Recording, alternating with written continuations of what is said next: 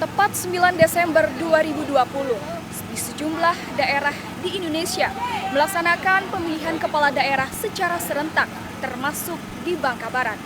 Namun, pilkada tahun ini berbeda dibandingkan dengan pilkada tahun-tahun sebelumnya, lantaran dilaksanakan di tengah pandemi COVID-19.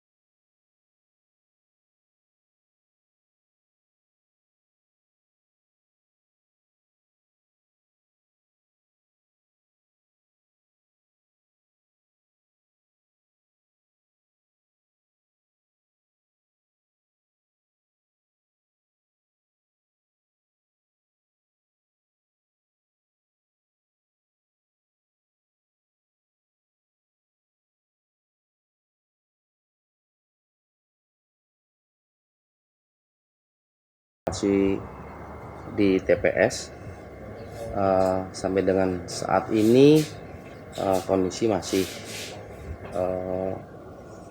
kondusif.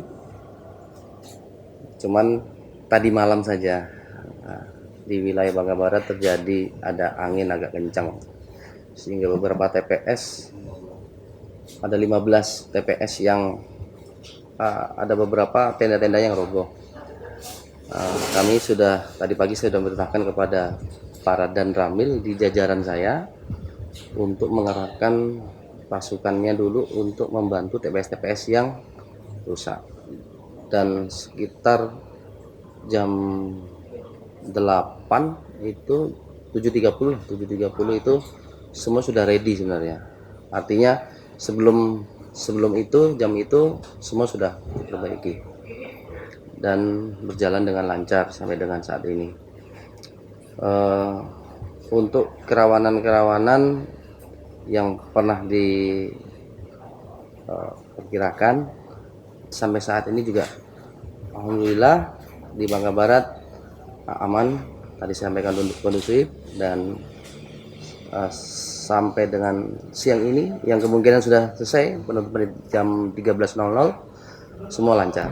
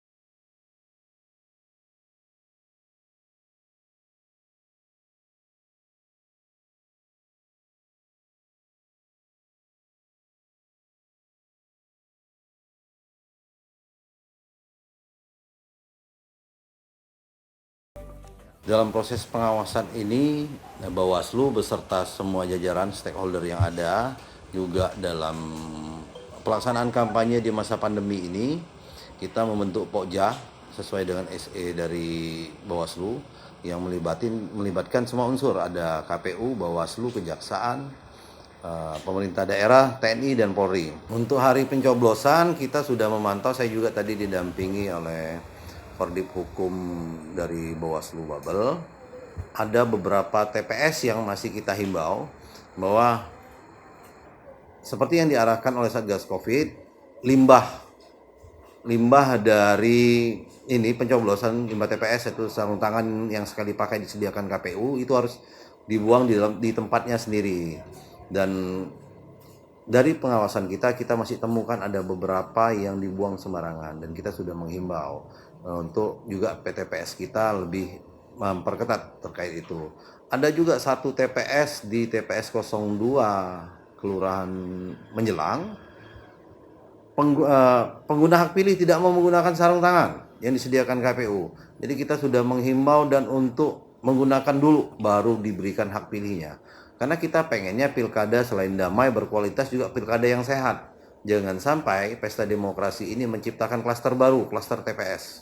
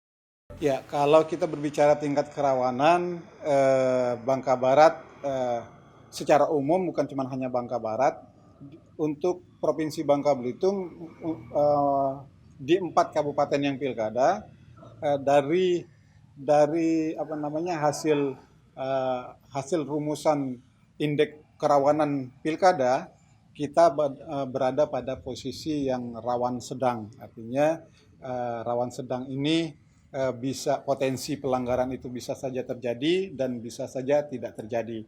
Dan sampai dengan hari ini berdasarkan pengawasan kita di lapangan, potensi-potensi pelanggaran itu ya sebagaimana mungkin yang disampaikan oleh teman-teman di kabupaten, potensi itu sampai dengan hari ini, sampai dengan saat ini itu belum terjadi. Dan mudah-mudahan ini sampai dengan selesainya penghitungan di tingkat TPS seperti itu.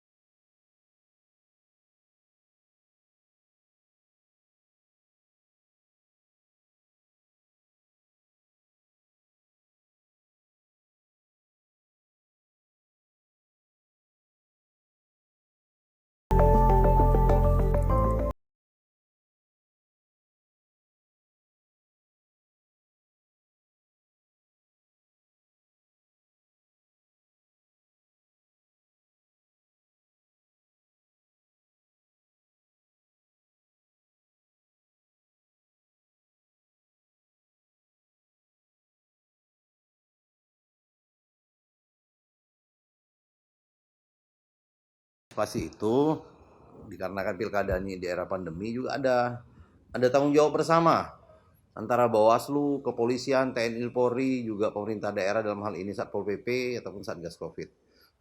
Ya, kita menghimbau masyarakat untuk tidak melakukan kerumunan di TPS. KPPS juga wajib memasang papan untuk tempat pemasangan dari C hasil yang dulu dinyatakan adalah C1 plano untuk gampang ataupun mudah dilihat orang lain. Nah, untuk di dalam TPS jelas walaupun saksi paslon itu boleh 2, tapi hanya 1 yang boleh berada di dalam TPS. Selebihnya tidak boleh kecuali dari KPPS, pengawas dan saksi pasangan calon yang bermandat ya.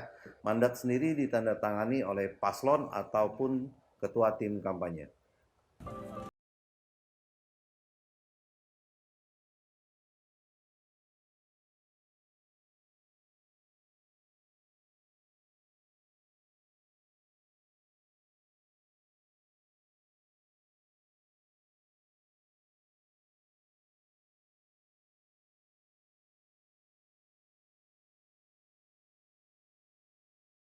Bagi kami Bawaslu dan jajaran, baik Bawaslu Provinsi, Kabupaten Kota, Panwas Kecamatan, PKD, dan pengawas TPS, ya, sebagaimana tugas kita adalah mengawasi, memastikan bahwasanya proses penghitungan suara di TPS itu ya sesuai dengan mekanisme peraturan perundang-undangan.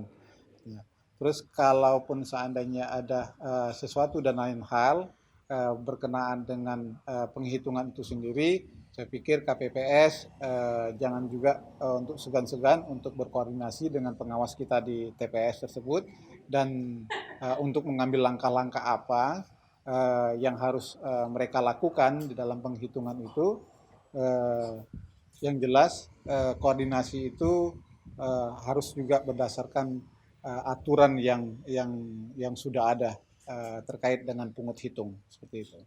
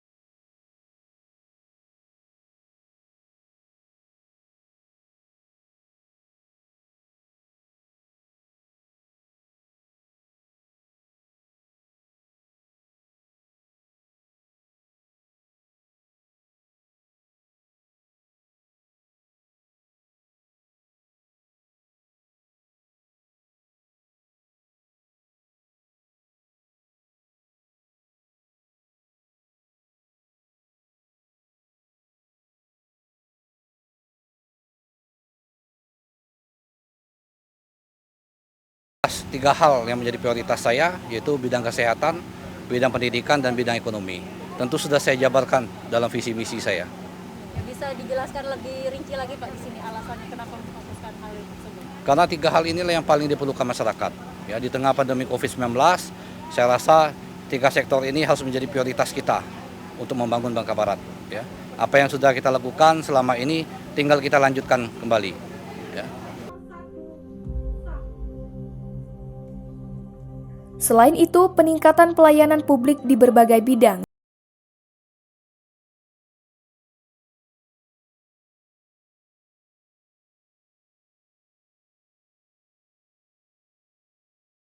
Pertama, Bangka Barat sehat ya sudah pasti. Kemudian infrastruktur tentang pelayanan administrasinya, pelayanan kemasyarakatan dan plus kualitas pelayanan kan, pembenahan terutama orang sakit ya, kalau sudah dilayani tidak dengan senyum, banyak pertanyaan yang mereka ada kan. Geografi kita ini berbeda jauh kan, ada yang jauh sekali, ada yang pelosok. Nah, ibu-ibu tuh yang kalau datang ke rumah sakit itu minta dilayani, mereka harus diorangkan. Ya, makanya kita pemerintah daerah mengambil alih porsi tersebut menjadi mengangkat martabat mereka.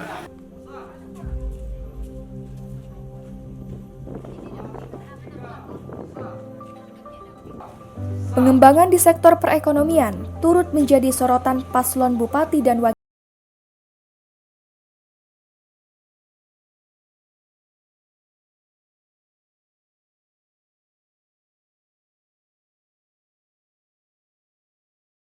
Terus program kami kalau di Bangka Barat ini selalu bicara dunia tambang, khususnya tambang timah.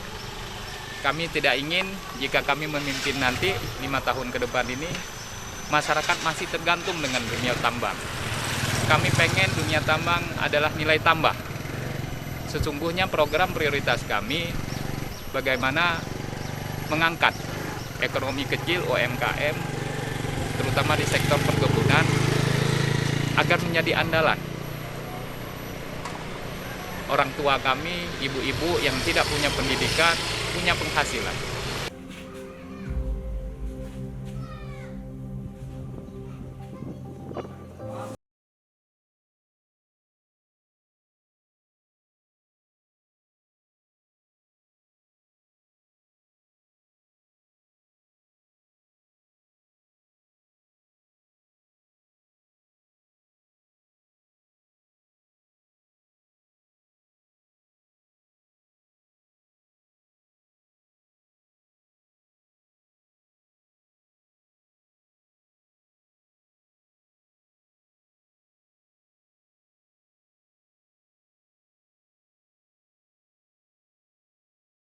Bu, harapannya terhadap Bupati dan Wakil Bupati terpilih nanti? Bupati apapun yang terpilih nanti, kita berharap lowongan kerja untuk anak-anak muda yang banyak sekarang yang lulusan lebih tinggi juga nggak kerja ya. Harapan kita pokok anak-anak tuh dikasih pekerjaan lah. Lowongan terbuka untuk pekerjaan. Nah.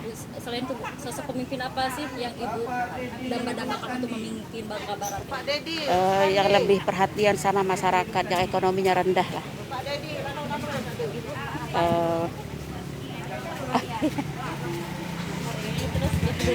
Yang peduli sama masyarakat ya, pokoknya yang lebih perhatian sama yang ekonominya lemah, termasuk ibu, anak ibu juga mau kerja sekarang, kesana sini cari pekerjaan kayaknya belum dapat. Insya Allah ya bupati pemimpin yang sekarang ini nanti yang terpilih, insya Allah lebih perhatian nanti sama anak-anak yang membutuhkan sekolah, membutuhkan pekerjaan. Harapannya Pak terkait Bupati dan Wakil Bupati terpilih? Supaya Bangka Barat ini sebenarnya lebih maju lagi, terutama dari tunjangan kesehatannya, BPJS-nya, ya. Terus sembakonya ada bantuan ini itu untuk orang buruh yang istilahnya rakyat kecil gitu. Nah, sekarang buruh di Bangka Barat ini gimana Pak? Buruh Di Bangka Barat ini gimana Pak keadaan? Buruhnya pembagian itu kurang merata itu kan. Ada yang dapat, ada yang enggak. Padahal kan kalau teorinya kan sistemnya menyeluruh itu, Mbak. Tapi ternyatanya tidak menyeluruh. Hanya sebagian saja yang mendapat BLT misalnya kan. Terus bantuan sembako itu kan tidak menyeluruh itu. Jadi adil. Maksudnya mau merata gitu. Kan banyak buruh di Bangka Barat kan banyak. Pak, terakhir Pak, sosok pemimpin apa sih yang Bapak idamkan untuk memimpin Bangka Barat? Ya, merakyat itulah ya.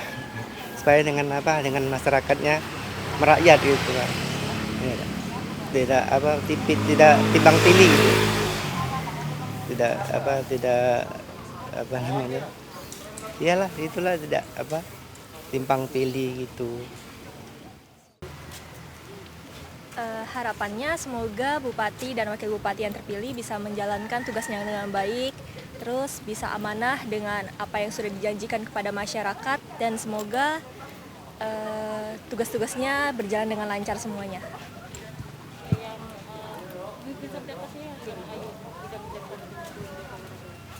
Kalau untuk Bangka Barat sih yang pasti harus tegas, terutama untuk tindak-tindak yang kecurangan seperti korupsi dan lain-lain, suap itu diharapkan tidak boleh terjadi di Bangka Barat.